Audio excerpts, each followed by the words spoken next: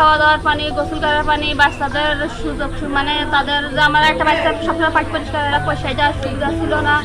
তারপরও আমাদের একটু নামাজ কালাম করতে পারি না, ভালো পানি না হলে কি উজু পাক পবিত্র হয় না। উজু এখানে বসবাস করে ৫-৭টি পরিবার, আর এই পরিবারের সদস্য প্রায় ২০ থেকে ৩০ জন। তো এখানে একটি সুপ্রিয় পানির ব্যবস্থা ছিল না, বা বিশুদ্ধ যে পানি সেই পানির ব্যবস্থা ছিল না।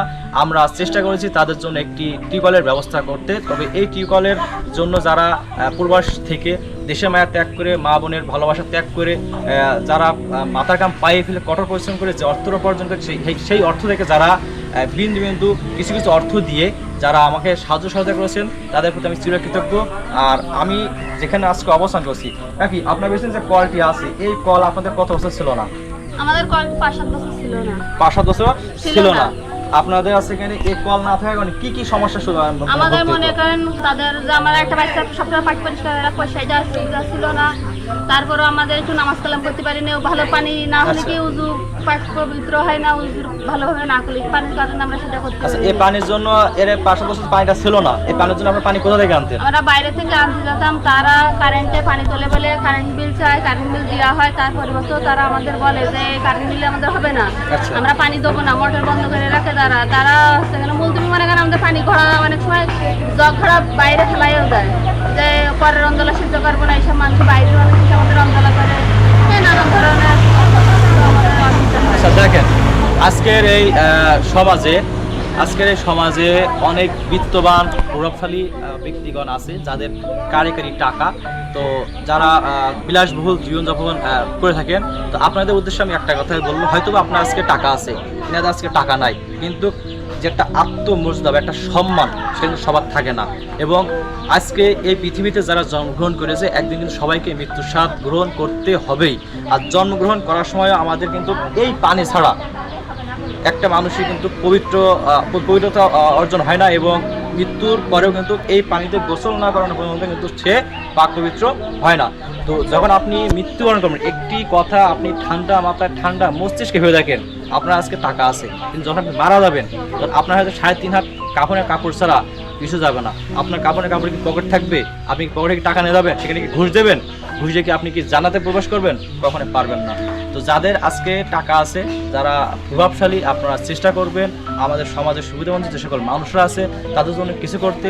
আপনার যে ইনকাম আছে সেই ইনকাম থেকে প্রতি মাসে যদি আপনি 5% বা 10% টাকা এরকম সমাজের সুবিধাবঞ্চিত মানুষের জন্য দিয়ে যান, তাহলে তারাই কিন্তু আপনাদের জন্য দোয়া করবে, এবং আপনার কোনো এক ভালো কাজের মাধ্যমে কিন্তু আপনি হয়তোবা আপনার জীবনে যে পাপগুলো করেছেন সেই পাপগুলো আপনার আল্লাহ তাআলা ক্ষমা করে দিতে পারবে। কাকি, আমি যে কলটা আপনাকে এনে দিলাম, এই কলের জন্য কি আপনার কাছে টাকা পয়সা নিয়েছি? কারণ আমার টিমে হয়তো যারা কাজ করে টাকা পয়সা চাইছে, অনেকে তো বলে থাকে যে আপনাদের আমি যাদেরকে উপকার করে থাকি তাদের কাছে গোপনে নাকি টাকা পয়সা গুলো। আচ্ছা দেখেন, আজ পর্যন্ত আমি যতগুলো কাজ করেছি প্রবাসী ভাইদের সহযোগিতায়, কেউ বলতে পারবে না যে এই আশিক তাদের কাছ থেকে একটি টাকা তাদের কাছ থেকে নিয়েছে, বা তাদের বাসায় দাবি করেছে যে আমাকে এক বেলা ভালো মন্দ খাইতে দিতে হবে, এরকম দাবি দেওয়া করেছি। যে মিস্ত্রি কাজ করেছে তাদের আমরা খেতে দিইনি, তারাও খাইওনি। তাদেরকে আমার কথা আছে, তারা গরিব মানুষ, তারা যদি গরিব না হতো তারা কি আমার কাছে আসতো? তাহলে একটা যখন একজন বাসায় যখন 4-5টা মিস্ত্রি কাজ করতে আসে, সেই দিনকে প্রায় আপনার প্রথম 2000 টাকা খরচ হয়। তিনি যদি একদিন যদি 2000 টাকা খরচ করতে পারে, তাহলে তিনি এই কল কেন করতে পারবে না কেন?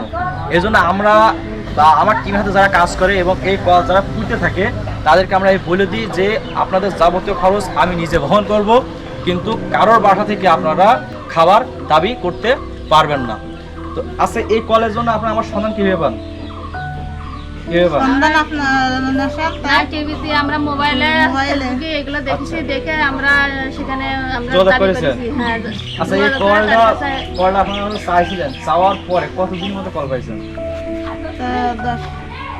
10-15 দিন। দেখেন, আমি কিন্তু চেষ্টা করে যাই, আমার মাধ্যমে যদি একজন মানুষ উপকার হয় সেটা হাজারো শুকরিয়া। তো আমি চেষ্টা করে আছি প্রবাসী ভাইদের সহযোগিতায় এরকম সমাজের সুবিধাবঞ্চিত মানুষের জন্য কাজ করতে। আর আজকে যে কলটি যারা দিয়েছে তারা হলো বিয়ানীবাজার মানবিক টিম সিলেট। তারা সেই সুদূর সিলেট থেকে কিন্তু তারা আমাকে আমার কাজের প্রতি যে ভালোবাসা দেখে এবং আমাকে বিশ্বাস করে কিন্তু তারা এই কলটা দিয়েছেন। যারা কলটা দিয়েছে আগে দোয়া করবেন। হ্যাঁ, হ্যাঁ অবশ্যই দোয়া করবো। আল্লাহ তাদের ভালো রাখুক, হেফাজতে রাখুক, তাদের এরকম দিয়া তৌফিক দান করুক মানুষের সেবা করার। তো আজকে এ পর্যন্ত, দেখা হবে আরেকটি ভিডিওতে। ততদিন ভালো থাকবেন, সুস্থ থাকবেন, আল্লাহ হাফেজ।